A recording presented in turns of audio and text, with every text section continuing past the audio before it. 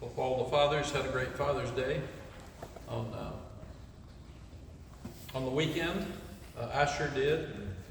So blessed to have 4 wonderful children and 6 great grandkids. So wonderful grandkids. I can't say great grandkids because I'm not that old for sure. Are you ready, Adam? I'm trying. You're doing well, Adam. Keep going, man. Just keep going. There we go. Adam was on time today, so that was a good start to the day. It's on video now too. And the new year. Just a few thoughts, and then I'll answer your questions. We just wanted to catch up because it's been a while since we had our visit after spring practice. This team is very close. It's an older team. It's a more mature team. They've had their ups and downs, but the younger guys have been to the Orange Bowl, had a poor season by our estimation last year, and then this year we won the Coastal and had a chance to end with 12 or 13 wins and didn't do it. So they also understand what could have been. So it's a lot of hope for them moving forward because they can see that we didn't finish well. Oregon was a really good team. We were shorthanded and came down to 19 seconds in that game. So that's how close we are to getting where we want to go. But when you don't do it, it's a motivator. Some cases, falling short is more of a motivator than if we had won 13 games or gone to the playoffs. And we sure have a chip on our shoulder. There's an edge out there about people calling us soft, needing more toughness. So I like what I see when I'm talking to these guys and watching them work out. You start looking at the opening part of the schedule for sure. Be probably the toughest opening 4 games that I've ever been involved with South Carolina and Charlotte, then App State here, and then Minnesota here, and then at Pitt. And that's a motivator for this team as well, because they know that we're going to have to be physical in those first 4 games. They know we're going to have to be in tremendous shape. It's going to be hot. There'll be a lot of running in the sun with very good physical teams, all which will run the ball and run the ball well against us, and that's been one of our nemesis. So we got to be ready to play, and that motivates these guys even more for summer workouts. It's also a big lift for our fans. We need great fan support in Charlotte because South Carolina's coming off of a tremendous finish. They beat Tennessee, they beat Clemson, and then played Notre Dame down to the last play. So they've got a lot of momentum. We do not. We didn't finish like we wanted to, and they finished as good as they finished in many, many years. So they'll have a lot of momentum going into that ball game. But we're going to need our fans to be with us those first 3 games for sure. When we go to Charlotte, we want to fill it up in the Bank of America Stadium and then come back and be packed and be rowdy for App State and for Minnesota, because those should be tremendous ball games. Spring practice recap. Positive takeaway is just what I said. It's a business-like team. We didn't have up and down practices. They were ready to practice every day. They practiced hard. When you start looking at the goals, we've talked about the goals. They haven't really changed around here for 4 years, and going on 5. And what I've talked a lot to the staff about this spring is having goals is important, but committing to those goals and accomplishing those goals is more important. And we haven't done that. We haven't run the ball well for the last 2 years. We haven't stopped the run well for the last 2 years. We've got to do those things to just fundamental parts of being a good football team before we can make progress. So let's quit talking about the goals unless we've committed to them, but we haven't accomplished them. And we need to accomplish those goals at this point for sure. And that's really, really important. We also have talked about being too deep. Now we need to do that. The transfer portal has even more reason for everybody to be too deep, because you don't want your guys on the second team to leave. You need them to stay because that's your future. And most of the time it's the guys that aren't playing enough that leave. So I've told our coaches, look and see if your guy was in the portal, would you want him back? And if so, then trust him and play him and put him out there and let it go. And we also had some really bad injuries, especially in our defensive line at the mid to latter part of the season, and that really hurt us. So we've got to have guys ready to step up when some other people get hurt. And if you're playing enough people, a guy doesn't get so tired that he gets hurt late in the season because he's more tired. I also really like this staff. This staff's getting along better camaraderie than any staff that we've had since we've been here. And you take the Ted Monachino's and Clyde Christensen's, and they've had a tremendous impact off the field. They can talk to our coaches and they can evaluate the practice video and tell them what they see, good or concerns. And you take two guys that won Super Bowls, that's pretty powerful. And the same with Freddie Kitchens. He's been a tremendous addition to our staff. Jason Jones has worked with Charlton Warren before at Indiana, so they're on the same page. So the staff continuity has been really, really good, and now we've got to take all that knowledge and we've got to transfer it to the field. And that's very, very important moving forward. A lot of newcomers came in on Monday. Ty Adams, Caleb Cost, Chris Culliver, Aiden Duncanson, Caleb LaValle, Jordan Louis, Trey Miller, Joel Starlings, all came in last Monday. Antavia Stick Lane, the grad transfer from Georgia State, came in on Tuesday, and he's looked really, really good in the off-season program. Rodney Laura and Julian Randolph will come in today. So they'll be here at noon today, and that'll be the end of our scholarship group. Could you read that again, please? Yes, which ones? The last ones Just or all? the whole part, yeah. Okay. Ty Adams, Okay. Caleb Cost, Chris Culliver, Aiden Duncanson, Caleb LaValle, it's Val, Jordan Louis, Trey Miller, and Joel Starlings, and it's Joel, got here on Monday.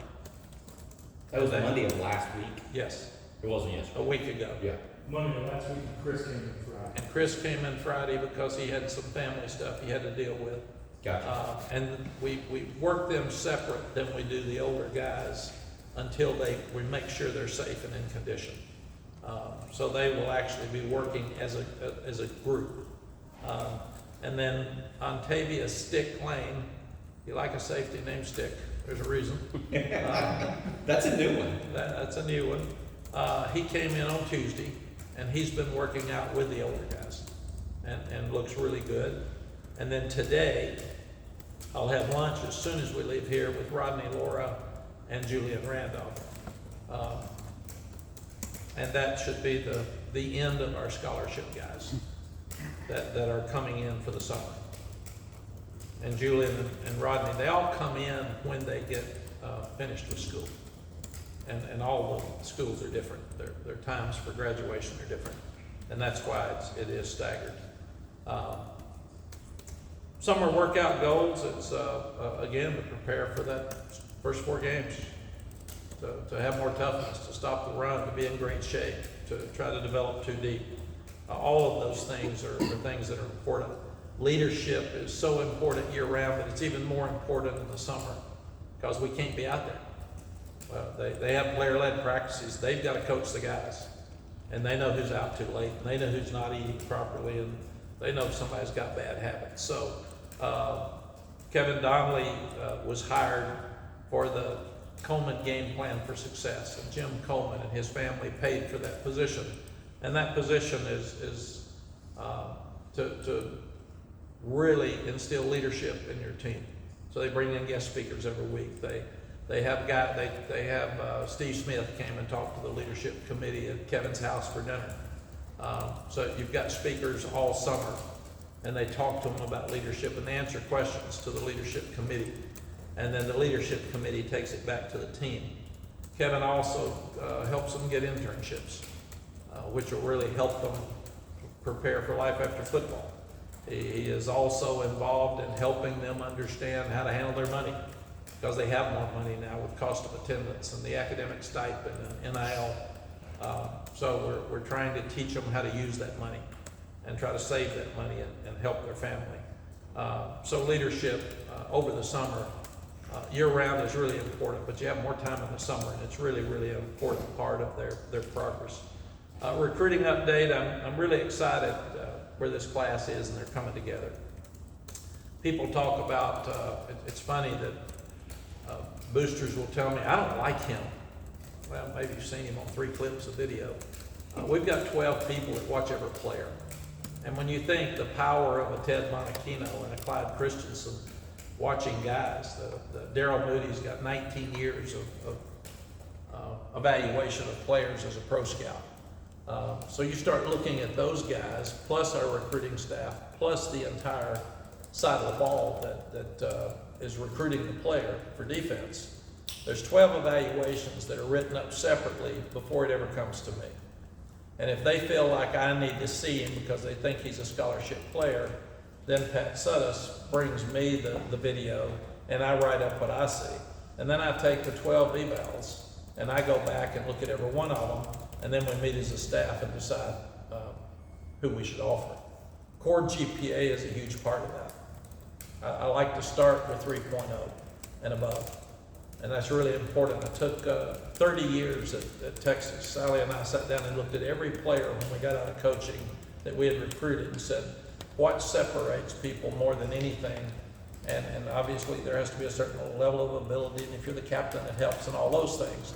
But the fact that you had a 3.0 or above in your core GPA showed accountability. It showed that you cared about yourself. It showed that you cared about others, and it was a very, very strong point for us. So with NIL and the changes that it's made in the recruiting landscape, we have to do a better job of evaluating, number one, who fits here than ever before.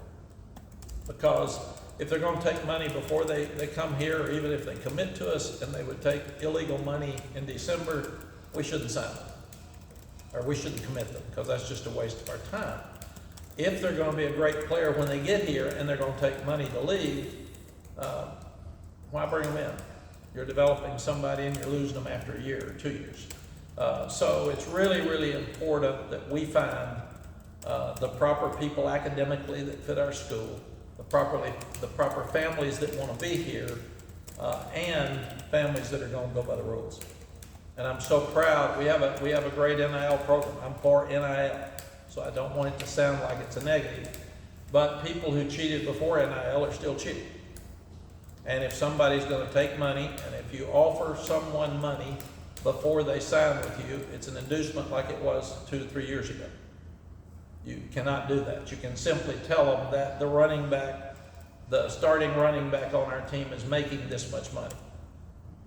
So there's an opportunity for you to make that money. You can't give them the money, and people are just saying, I will give you this amount of money to sign, and we're going to go by the rules here, so that's not happening. But I'm really, really proud of the young guys that are committing with us and the families, that they're trusting us, that there is an NIL program within the rules, that they can earn their money when they come here, but we're not going to illegally give them money before they come. And we have to ask them before we bring them in, are you going to take money? If you are, then don't come in. That's just who we are. But we've got a huge weekend this weekend. We've got 13 guys coming in. We've got a lot of momentum. I think we've got 17 commitments now, something like that. I don't know what it is. But I'm really excited about the weekend, and we're going to finish with a lot of momentum, and it's going to be good. People wonder sometimes why you don't take a guy. It may be he's not interested. It may be that his grades aren't such that we feel like he can be a guy that should be here. It may be that he's taking NIL money illegally. So there's a lot of different reasons in recruiting, and we never talk about the individual recruits publicly. We can't, number one, but we wouldn't, because that's private information, and we don't want to embarrass some of them. A few dates for you, and then I'll answer some questions. ACC kickoff for us is July 27th. And we'll have 3 players going down. Those have not been released yet by the ACC office. Our players are home right now between first and second sessions of summer school, but the second session of summer school ends July the 27th, and then we report on August the 1st. And our first practice will be August the 2nd. The first 3 practices are in shorts. The 4th and 5th practice are in what we would call shells or uppers, it's just shoulder pads and shorts. And then the 6th practice can be in full gear. And we'll get you a full schedule to come. The last thing I'd like to mention, it's interesting, then just about every recruit that comes in asks me if I'm gonna quit, because they said all the coaches recruiting against us say you're quitting. And I said, well, I haven't talked to any of them. And there were a number of them last year that said I was quitting that got fired. So they probably ought to worry more about their jobs than mine. And then I thought, it's probably the best compliment I could ever have that they want me to quit. So I want to thank them. So I'm publicly thanking all of you all for saying I'm going to quit, because it's a great compliment. I'm in better shape than I've been in 20 years. I'm working harder than I've been in 20 years. I'm really excited about where this program is and where it can go. And I sure wouldn't be sitting in on Sunday afternoon talking to an unofficial visit of a guy from the class of 26 if I was planning on quitting. So, no, I'm not planning on quitting. Questions? You said you talked a lot last year about how much you liked the demeanor of the team in the offseason. You kind of touched on that in the beginning here. Is it a similar demeanor to this team that you saw a year ago, different in any way? It is very similar, except they're older. Most of them are back. And last year they had the chip on their shoulder. They were coming off 6 wins and an awful bowl game against South Carolina. So hey, keep your mouth shut and play, because we didn't deserve to be talking about anything. And nobody gave them any credit for anything. And then they're 9-1, so they know what's possible, but we didn't finish right. And I mean, we didn't finish right with 2 really good teams and 2 other teams that were a lot like us that we didn't finish in the end. So now I think they're older. They see what's the possibility. They see what's out there. A guy like Seth Gray would probably be a 2nd round draft choice, and he decides to come back because he's so excited about the season. So that's what I see. This is the same attitude we had last year with more confidence and more maturity. And still has a chip on the shoulder because we didn't finish right. Now, I'd rather finish right and not have the chip on the shoulder for that reason. I'd rather create a chip on the shoulder for another reason, but that didn't happen. So, yes. So I was going to ask, what was kind of your takeaway from the ACC meetings? You know, everyone gets all excited about those every year, and Carolina was mentioned among the Magnificent Seven, and revenue distribution model came out. What were kind of some of your takeaways from all that? I thought the meetings were good. All the head coaches sitting there together, and you bring in the commissioner, and you bring in the officials. The new supervisor of officials was there, and talked about the way he's going to evaluate officiating, the changes and what would happen. And that's always interesting because everybody in there is mad at officiating every year without question. And then the commissioner talks about the future of the program. And obviously, we're all sitting there and people start talking about Magnificent Seven. I never heard that until I was sitting in the meeting. I'm sitting next to Mike Elko. When it happened, he kind of said, "Is that you?" I said, "No, I don't have any idea what you're talking about. I'm trying to win games." So I think the college football is crazier right now than it's ever been in my lifetime, and I think ever been. When you talk about the transfer portal and where are we going with that? What changes will happen?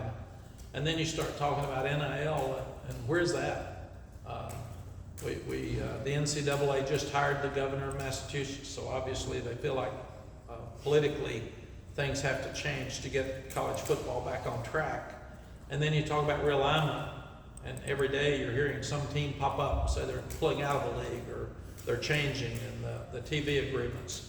I really, the only thing I got out of the meetings in Florida were that the commissioner's fighting really, really hard to try to get us more money to make our league be able to compete at the highest level.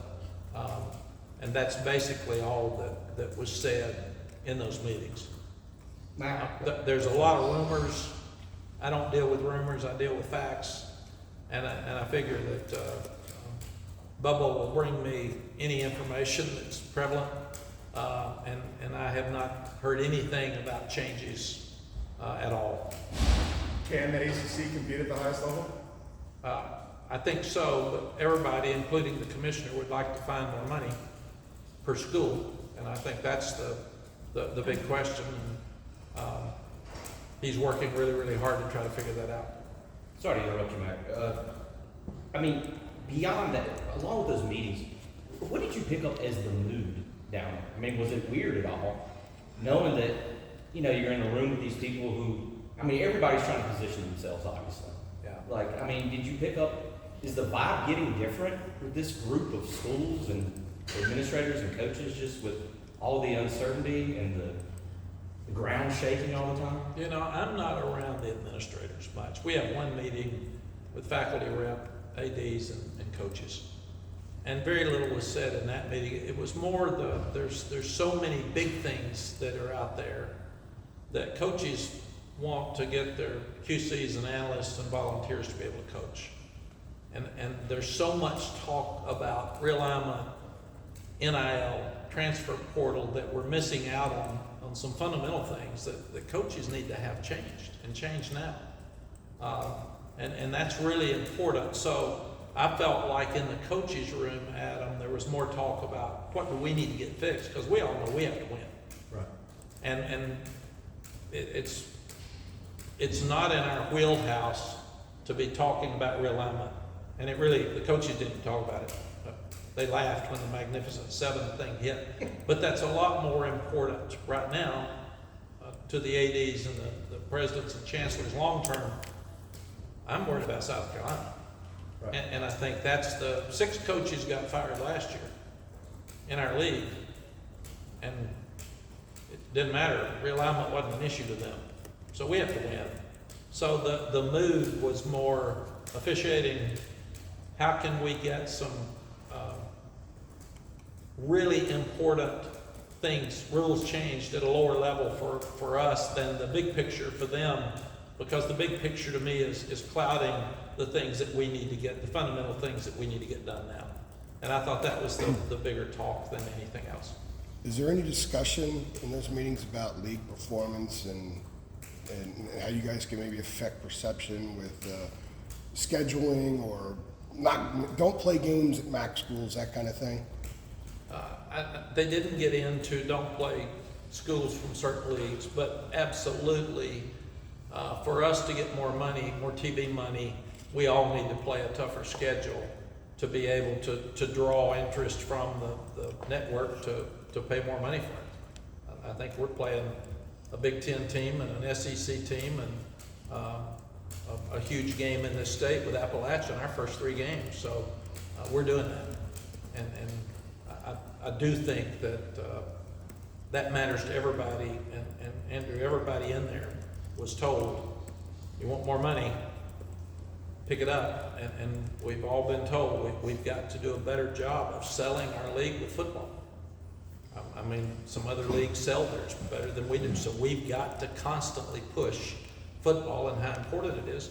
And then also we need to win these out-of-conference games. It matters because it's important to all of us. And that's why it's foolish when ACC schools fight with each other, because we're all trying to make this thing work. And that was a big part of our discussion. Question about FCS opponents. Obviously, coaches want wins. So generally speaking, you should get a win if you play an FCS team. But there's also the television factor and the appeal and fans buying tickets. There was a time not too long ago when a lot of coaches defended it because they wanted to help those programs get some money and keep them running. But you got to help yourself now. You got to look out for yourself first. So what is the thinking for you, and also what you think the other coaches think about maybe not playing FCS games anymore?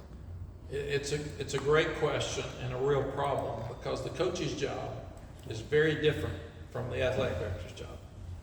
Coach has to win or he gets fired. So would he like a lesser opponent? Absolutely. Would he want every advantage? And the thing is, most fans don't remember who you played. You win 10, 12 games, and they say, God, what a year. Yeah, they had 3 FCS teams on there. Nobody goes back and counts them. Now, if you get beat by great teams, then nobody counts them either. They just say, man, they were bad. They just won 4 games. So the athletics director's job is to make as much money as he can and make sure he goes by the rules and keep his coaches. The football coach has got to win games within the rules or he's fired. So that's where there are a lot of head coaches and athletic directors that don't get along because they're fighting the two. And I understood at a very young age, because I was an athletics director at Tulane, that we have different jobs. So my job is to do what's best for the football program at the University of North Carolina, 100%. And when I get in strong discussions with Bubba, I've said, you hired me to do what was best for football. So if I'm fighting for football, don't get mad at me. It's my job. It's what you brought me in here to do. I know you've got 27 other sports. That's not my problem. I want the best for all those sports, but my job is to fight for football. And that's where it gets confusing, and Bubba's got a very difficult job trying to fully support 28 sports. At Texas, I think we had 16, 19, we had the minimum, and they were fully funded, but, so my job is to win all the games with really nice kids that are all graduating, staying out of trouble, and make enough money for all the other sports. And I understand that. And that's why we need to win, and we need to fill the stands, and we need to make a whole lot of TV money. Football was a savior during COVID for TV money because we didn't have any fans. We might have had to shut down if football hadn't played. And that was such an important time in our athletic program's history that it all worked. But it's one of the things right now across the country, those coaches, they're getting fired, can't worry about realignment.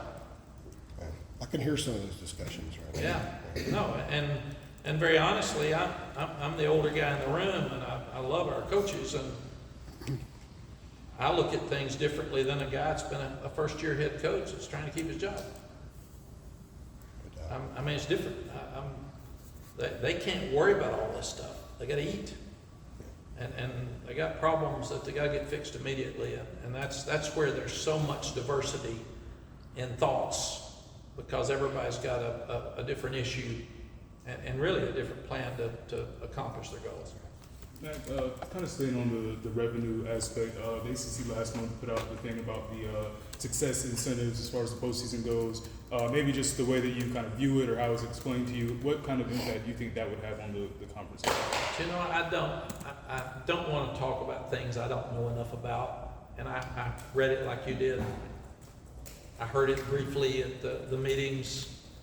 That's Bubba's area, not mine, so he would be better to answer that. I know that it sounded like the more we win, the more money you get, and I'm trying to win all the games, so I'm in. But I really don't understand the exact process of how all that works. So Bubba would be much better for that than me. You said they just brought it up briefly at the meetings. It wasn't like a longer discussion about it. In the football meetings, I don't even remember us discussing that because that's the ADs. That's realignment, that's the ADs. The football coaches were trying to get guys to coach. They were trying to get all their players to come in for preseason. I mean, there were very fundamental things that we wanted that hadn't been done that we all agreed to, and we couldn't figure out why they weren't done. And obviously, we had the head of the AFCA come in, and he talked to us about NIL and transfer portal and where that was going, because that's so important to the coaches. But realignment didn't really make it to our room. Does that come up for vote again with the NCAA, the quality control coaches, that sort of legislation? Because it didn't pass. Right. Yes. What Pat's told me, or what I heard, is that they're redoing some of the committees, which I think will be very positive, and maybe even separating divisions, which will be very positive, because we're obviously very different in Power 5 than we are FCS. and it's hard to have the same committee vote on all the rules for both of those. And I'm hearing that that will be brought back up in January. Okay, so gotta wait at least for a while. Yes. Okay. I'm sure, just like you, all the other coaches had calls that put against them and they objected to and thought was wrong. In the meetings, how much did you talk to the commissioner and the league about the officiating? What have they told you of what, if any, will change this coming season? Yeah, the new supervisor, to me, short term, has done a tremendous job. And Al met with us, all of us. And what he's doing is he's hiring basically assistant coaches that are gonna coach each position of the officials like I have in our program. So he's gonna do it the same way. And then that review process will be talking to us every week about here's what that coach saw and here's how we handle it. He said, we're not going to agree on everything, but we're gonna give you the answer of why we called it and how we expect you to teach it to call it. And that's all we want. We want consistency on calls. He came over and spent a full day with us. I think he did with every team. And I said, how are you gonna call defensive pass interference? And all of our coaches were sitting there, and I said, we need to know how to teach it, because everybody calls it differently. Some people can be really aggressive, and it's not called, and you're an NFL guy, so tell us how you're gonna call it. So he would stand up, he'd get Andrew up, and he'd show, here's what you can do, here's what you can't do. We are not gonna call this. We're gonna call this if you do this. So that was very, very positive. And I thought the coaches left with a very good feeling that they're gonna be all over it, they're gonna have great communication with us, and that if the most important thing for us, for our coaches, is that we know what you're gonna call and why you're gonna call it, so we can teach them not to do it. This is Alberto that came over? Yes, It's been a full day with you guys? yes. And I think he and two of his, quote, coaches, assistants, who will be coaching the positions of the officials. With the schedule being what it is at the outset, those first 4 games that you outlined, do you kind of enter into fall camp a little bit more on a sprint, or as opposed to a year ago when you could ease into the schedule a little bit more, because those first 4 could determine, you know, what direction things go. Yeah. Certainly with perception, and there are a lot of things that can be attained by guys on the team. Yeah, it's one of the reasons I made the point I made early about it's the toughest schedule I've ever been around. And even the end of the schedule, I didn't like the way it was placed by the conference office. And I said that. Some people whined, and I didn't care. But I want our players to know, if you're gonna be good, you gotta play a good schedule. And it's real, it's there. So no excuses. We won't talk about the schedule anymore, but it is what it is. And I've told them every day, when you're running your sprints, you're finishing your drills, that's the fourth quarter of the Minnesota game. It's the fourth quarter of the South Carolina game. So you didn't finish at the end of the year last year. So you're finishing now to win those first 3 games, first 4 games. You're not finishing to get through summer workouts. And that does make a difference, because they can see if we opened up with somebody who wasn't good, they'd think, we got a scrimmage, we're okay. We'll play in. I don't have any play in. It's we jump in with both feet to start with. Those last 2 games, you've talked a lot about that. A lot of people have commented on the things that you said. On the flip side, is there a positive there that if you guys are having a big season, and in game number 11, you go down to Death Valley, and Drake is in a position to maybe do something significant, doesn't it kind of work to your advantage in the sense that you can really attain something significant the last few weeks? It does. If you've positioned yourself. Yeah, there were a lot of great things we did against Clemson. What was unusual for us, we turned it over 3 times and had a field goal blocked. Defense played a lot better than they had played, stopped the run better than they had stopped it. NC State comes down to a kick in the end. Oregon comes down to 19 seconds. Georgia Tech, I thought we felt a little arrogance coming out of winning the Coastal, and they had lost some players and didn't have a coach, and we walked in there and got up 17-0 and left the building. And I didn't think we finished, and that's my fault as a coach. NC State, you go back, I think we were 4th and 3 when we kicked the field goal. We had not been a great field goal kicking team. Second guessed myself, probably should have gone for the 4th and 3 because we'd made 4th downs all year. Oregon, we were up by 7, 9 minutes left, 4th and 2 at the goal line. I thought we were playing good enough defense, it'd be hard for Oregon to score 10 points in 9 minutes. Well, they beat me by 19 seconds. But if I had to do over, my attitude all year was to go for those 4th downs. So I'm going to go back and be really aggressive. I take responsibility for not being as aggressive against NC State and against Oregon in the end as we had been all year, and I thought that cost us. Were you not as aggressive in those situations because the offense hadn't been as potent the last few weeks of the season? It was a combination of both. The defense was playing better because Oregon was averaging over 500 yards a game, about 50 points, and they were playing great defense. So I said, you go with what you got. Offense had not been as good, and we'd lost our offensive coordinator and our offensive line coach. So Lonnie hadn't called plays as much. So I went with what I thought at the time. As I look back, I can take some responsibility for, obviously it didn't work, so I should have gone for it. That aggressive nature, is that something you were looking for and found in Chip when you were looking for an offensive coordinator? Yes. Yeah, the best thing, there's a number of best things about Chip. He grew up in this offense. He was a tremendous head high school coach in this offense, but he runs the ball better than we've run it the last 2 years. And then it all fell together for me because he and Randy Clements have been very close friends. And they've wanted to work together because they meet all the time and they're on the same page with the running game. So we will have a more aggressive and better running game. And that's what I wanted. And then Chip had 2 pro quarterbacks. So he obviously is a great teacher, and Drake, in a very unusual manner, Drake's going to go to the NFL after 2 years. And that's not much experience, but he's so talented, he can't not go because they're going to pay him too much money.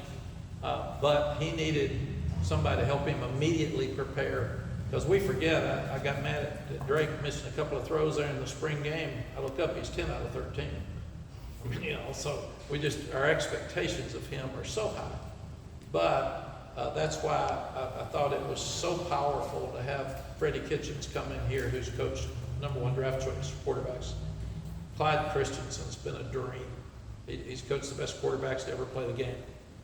And he's been an offensive coordinator in college and in the NFL. And he's won 2 Super Bowls. Freddie Kitchens has coached a quarterback in the Super Bowl. And then you start looking at what Chip's accomplished, and he'd averaged 33 points a game when he was calling plays as an offensive coordinator, and that's at Arizona State, Southern Miss, and Auburn.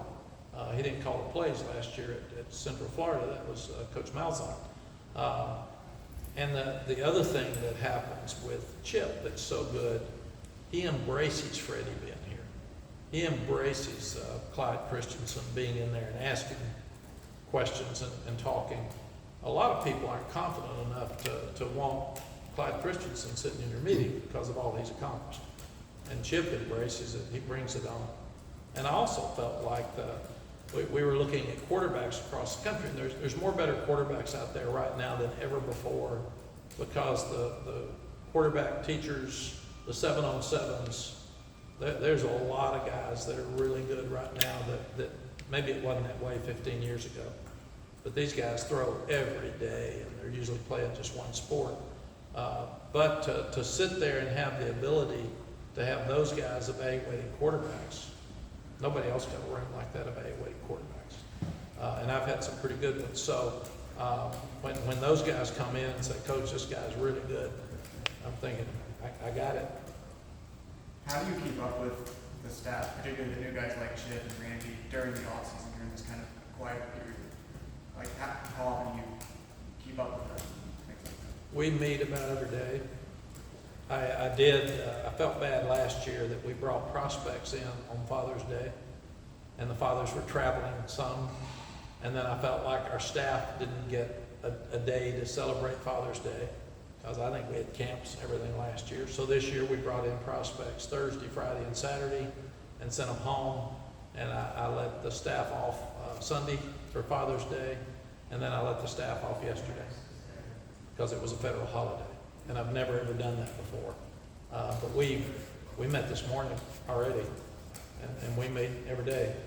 So, and I text or talk to all of them every day, because I've told them that in the recruiting world now, when somebody's not coming, somebody is coming, those numbers are so hard with roster management this time of the year to get it all to work out.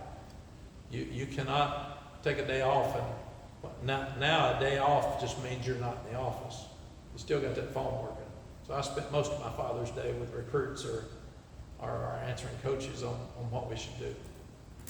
Matt, throughout the offseason, what has stood out about your conversations with coaches and players? I think that we're so close. We didn't finish, and we're not happy with the way we finished, but we know what we could have done better to finish, and that's what we've got to do. The whole thing has been, we've got to go from, we're good. We've got a good program. We've won 9 games twice since I left. I mean, so for somebody to be mad at winning 9 games, I mean, they're probably not very realistic. We won the Coastal twice since they've had a Coastal. So I'm not going to say last year's team didn't have a great year. They had a good year, and we want to have a great year. A great year is winning all the games, and very few people do that, but that's what we came back to do. So are we happy with good? It's better than 2. It's better to win 9 than 2. So we're happier, but we also can see really see the standard that's out there that we want to get to, and we can get there. And when you got a great quarterback, you got a chance to get there. One of our biggest things is to who's the next Sam, who's the next Drake, and everything else is in good place in our program. And Connor really had a good end of spring practice. Tad's working, so but we got to have that next guy to step up, because those guys have been really good. Coach, how do you manage expectations going into this game versus South Carolina with personnel changes, a lot of eyes on Drake, and trying to build off of last season, but kind of still take it one game at a time? How do you have your team stay grounded? But we give credit to South Carolina because of the way they finished, and we talk about the things we did well. We were good, but nobody in our room is happy. South Carolina feels good about themselves. Everybody bragging on them, nobody bragging on us, and we did pretty good. So the thing we will do is give Coach Beamer and South Carolina all the credit in the world. Everybody's going to feel like they're going to win the game, and we got that. They deserve that. And I'm happy for him the way they finished, and I wish we had finished that way, and we didn't. So, but it's fun for us because this program now is in the middle. It's in the mix of being really good nationally, and what we've got to do is take the next step, and that's what we're working to do. You mentioned the maturity that this team currently has, and that you also mentioned these younger players that are starting to come in and show up. When you have that staggered entrance of some of these younger players that you're bringing in, how does that boost this team's morale kind of in the dog days of summer training where there's not as much organized workouts as there will be later this summer? Yeah, it's a good question, because they run so hard. They're like Olympic athletes. They work every day, and even that they're off this week because they don't have school, they're working out because they can't afford not to. And that's why it's so good now that we finally got some depth, and we've developed some competition, so they can't miss. They've got to do everything right, and we check class every day. We check the fact that they've got tutoring sessions. They got to go. We check their meals every day. They have to eat every day, and they have to eat the right calories. So we just hired a new nutritionist, and she checks every meal. She and her staff. So those are little things that we feel like we've got to do to get better. And we actually have competition over the summer, and they have their running and weightlifting. They have games that they compete in, but also the things off the field determine whether they win or not. So they draft 4 teams, and then those 4 teams compete all summer. And the team that won the off-season and before spring practice had fewer points than the other team, but the other team lost more points because they didn't do things right. And that's what we said. That's why we lost at the end of the year. We didn't do little things right. So everything we're doing is try to show them what you've got to do to be great. And that's not take any shortcuts. And then we have big brothers. So for every newcomer, he has a big brother that takes him to class and shows him where the library is and shows him how to get around Chapel Hill. And we have an adult mentor and a player big brother for each of our players so they can get adjusted. People think now they can leave and go in the transfer portal after they get here for 3 days. So you got to recruit them after they get on your campus. Yes, ma'am. You had the unique opportunity of playing against one of your transfers, Keegan Antibiously, a year ago. He had one of his best games, I think, against North Carolina. With 6 tackles, 2 forced fumbles. I mean, when you saw this guy in the transfer portal, was that a guy that was almost a no-brainer as to you wanted to add to the defense? Yes, it absolutely was. It's funny that he forced 2 fumbles in our game. He had an interception, I think, the year before, and he was all over the field. So what you do is after you're reviewing the video, you don't sit there and say, gosh, we'd like to have him. That's what everybody says. Did I go speak to Stick after the game and say, hey, boy, you look good. We're losing a safety. We'd love to have you. No. But when he gets into the portal, I mean, we remember him in the game, and we kept talking about he's undersized, but man, the guy's all over the place and just played great. So yes, it does matter, and it's even better that we played against him because we had a full evaluation of him, and he's hungry. He was eating lunch the other day and had just been through working out. I said, how are you doing? He said, God, I love it, man. I love it. So that's one of the things about bringing guys from Group of 5 or from FCS because they have more advantages here than they would have in their programs, and they really like it, and they're happy to be here. Outside of Going through an off season with a quarterback who's receiving a lot of hype is not anything new for you with the guys you've had over the years. But since it was so recent with Sam just 2 years ago, I remember reading a thing, I think 2 years ago, where it was one of those way too early rankings, and Spencer Rattler and Sam were listed as the top 2 quarterbacks that were going to be drafted the next draft. Didn't turn out that way, obviously. Is there anything from what Sam went through just 2 years ago with the hype leading into the season, the expectations, all that you try to talk to Drake about since Drake is close with Sam? Is there anything just there that you all experienced with Sam that can help Drake, just get ready to deal with what you know is coming when the season starts back up? I'm so proud of Sam. We didn't finish right 2 years ago. He didn't get drafted where he wanted to. And I remember calling him on draft day and saying, I'm sorry, this didn't work out what you thought. And he said, Coach, this is perfect. This is the place I wanted to go. And he said, what's best for me is this is the perfect quarterback situation for me. And he knew more than I did because now he's listed as a starter. And I'm so proud of Sam that he stayed positive. He's got tremendous faith. And he didn't ever take anything negative at all. And that's why he's the starter. And I'm also very proud of him that he has really mentored Drake. They talk about every day, and they play golf together, and they hang out together, and they're having so much fun together that Sam's experience, good and bad, is going to help Drake so much. And for a guy just to have done what he wants to do, I think it's just it's a wealth of knowledge for him coming in. What I have to do with Drake is settle him down because he's so competitive and he's so hard on himself. And he's like me when I say, what happened on the 2 passes you missed at the spring game? He said, man, my feet, I got to get better with my feet then. But it's just, there's never been 2 better people to lead your team. And I'm so excited about Drake's year. He's handled NIL so well. He handled the talk about transferring like an adult with me. I went to Pennsylvania with him for the Freshman of the Year award, the Sean Alexander Award. And he was so humble and so nice. And then when he got down, he said, "Did I tell everybody thank you, or did I mess anything up?" And I look out the window the other day, and he's out there with offensive linemen, and they're shooting a video for something because he's worried about the other kids not having as good an NIL situation as quarterbacks do. And then I look up, and he's got a seafood NIL deal for all the receivers. That's just who he is. He's worried about everybody else. And you just have to love that. We're so lucky to have had Sam, and he'll be a Tar Heel forever, and to have Drake now.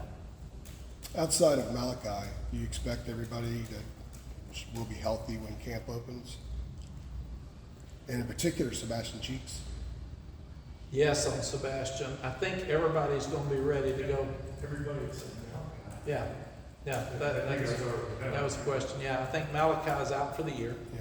And he's the only one that we feel like, as of right now, will not be ready to be full speed on opening day. Yeah, Andrew, I'll check that, Okay. but I think coach will. Yeah, we're going to discuss it this morning. We didn't have the full sheet in there, so, but I think that's it. Cheeks will be full speed? Yes. And with Sebastian, and then Deuce coming along the way he did in the spring, I know you don't have great depth there, but you've got a little bit more maybe than you had last year. Yes. You're still going to have those conversations with Cedric and Power about not getting targeting and stuff like that. Right? Yes, but it's one of the things, I want us to play more than 6 offensive linemen. You've got guys like Zach Rice, and you've got Trey Green, and you've got Diego Pounds. You got a bunch of guys that they need to be playing because they're our next offensive line. So I know I put so much pressure on the coaches to win, but guys are going to play better when you put them in, and they're going to feel like you trust them. And it may be every third series, but we're going to have to put those guys in. And it made me think of it, Andrew, because same thing at linebacker. Amari Campbell stepped up and had a great spring. Now, he's a freshman, but it doesn't matter. Power was a freshman 2 years ago, and we threw him in a lot. And then you've got Caleb that just got here, LaValle. We think he's got a chance to be really good. So you've got you got some guys there, but they're going to have to play, and that's what I told Coach Chiswick and Coach Thigpen. Got to play them, got to put them in. And if it's every third series, we kind of have a rule too that don't put them in inside the 20s. That's where games are won. But if you're from 20 to 20, put them in, let them play some, because that's the only way we're going to get better. And Ced and Power can't play 900 plus plays again 2 years in a row. That's just not fair to them. Coach, the new light installations in Keenan, is that something that you've been wanting to do for a while? Just now? Yeah, that is totally Bubba and Rick Steinberger. They did a great job with it. I've never seen it. I think we're actually going to see it in August and maybe even show the students. I think it'll be really cool. But I thought some of our opponents do it, and I thought it was really cool when I was watching them do it. So I think it'll be an added fun thing for our fans and for our players. Matt, going back to the depth, I wanted to ask about running back. You guys returned a lot of players there. There were some guys that are, I guess, going to be healthy coming into next season. Just what do you think about the competition in that room, and do you feel there's anyone that's kind of, maybe a potential candidate to kind of get the share of the big share of the career? Yeah, we've basically had so many good running backs, and a lot of them have been hurt. So it's been a really weird dynamic in that room. And we've really talked about, we'd like to have a 2+1. We'd like to have 2 running backs that are going to play and one ready to step up if one of them gets hurt. And then the other guys that are talented, maybe find something they can do in special teams or third down back or something. And right now, I would see Elijah Green and Omarion Hampton being the 2 that go out there first, because they were healthy all spring and practiced all spring, and the other guys were banged up some. George was doing really well, and he sprained his ankle, and he missed the latter part, or most of spring really, but the latter part for sure. And then Caleb Hood's been hurt, now he's healthy. He was down to 220. I talked to him Friday at lunch, and so he's in great shape. And all of them have a tremendous attitude. So I like what I see from them. And then you got Jordan Louis coming in. Am I missing somebody? You all can I tell don't me. think so. That's it, that's it. Yeah. 5 guys kind of blew. Yeah. Yeah. So, but we can't have a little bit of all of them. We've got to have somebody that, if you can put them in the game, our deal has always been, if he takes over the game and he gets hot, leave him in. And if not, play them on about 5 plays each until one of them takes over and keep them fresh. And that will help us some. Mac, we were saying earlier that you were in the best shape you've been in 20 years. We'll take your word on that. How I'd have to go back to the day I thought it got out of hand. Here we go, okay. I mean, some of those pictures of Bobby Bowden, how have you gone about trying to do this? Has had you running the stadium steps? Or, is this all about eating right? Are you going to bed early? Like, what has Sally been all over you? How have you gone about this, and how are you feeling? Well, Sally's bad because she's Italian and she loves to cook. And then she wanted me to eat what she didn't eat, so that wasn't good. So it's her fault. It's partly was her fault. Lack of discipline on my part, and her being too nice to her husband. No, a couple of years ago, I went to Hess and I said, I want to start working out. I'm going to do this. And then he started telling me what I was going to do, and I said, I'll fire him. I can't do that. So I'm not going to do that. So I said, nope, not going to do that. And then we had a speaker come in the spring. He said that he told a story about the guy that was in the desert in Arizona, and he fell and caught his arm between some boulders, and he had no phone service. And it's a true story. And he was going to die. He didn't have any food, didn't have any water. It was hot. He had a knife and he cut his arm off. And that's the only way he could live. So the guy basically said, if you've got something that's not good in your life, cut it out. Cut it loose. And I thought, I'm sitting here telling these players to be in great shape. I'm sitting here telling them to lose weight or gain weight. And here I am. I let myself get out of control in COVID, and I got way too heavy. So I started fasting. And I don't eat till 11:30 or 12, after trying not to eat after 8 at night. And then I try to eat this much instead of this much of every portion. And I cut out all sugar. And I love can I get in trouble with a sponsorship if I said I love my Diet Peach Snapple? And I was having 6 of them, and they cut me down to 1. So now I take the 1 and I sip it very carefully because I know I've got to use it for the whole day. So I get 1. So and then I walk every day, and I do feel better, and it's not easy. I feel for people who have to and try. Andrew's done it. It's not an easy thing. And when I'm busy, I'm good. Where I get in trouble is if I'm sitting because I'm a nervous eater, and that's what happened during COVID. I just sat and ate, and I walked every day, so I didn't think about it, but I looked up and I'd gained, I think, 30 pounds. So it was way too much, too fast. And I've got some more to go. So I've lost 35, and I'm trying to lose another 15. So I'm trying to get that down a little bit more. When you say cut out sugar, you also cut out carbs, because there's a lot of carbs in the sugar. I've tried to cut out anything that's going to add weight. I look at calories on everything, and if I was a snacker, so if I'd see a little bag of peanuts and M&Ms, oh my gosh! Now I look and say, 210 calories, not worth it. So I just put it down. So that's what I do. So I'm trying really, really hard. How long did it take for you to get it and make it routine? This started probably in January, so I bet probably a month and a half, because I've started fasting a lot, and I've never had enough patience to wait. I'd wait a week or 10 days, and I'd say, this isn't working. And I love breakfast. Oh my God.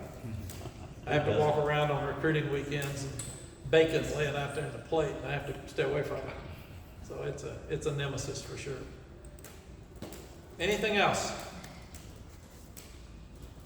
Thank you all. Have a great summer, and we'll probably see you again before the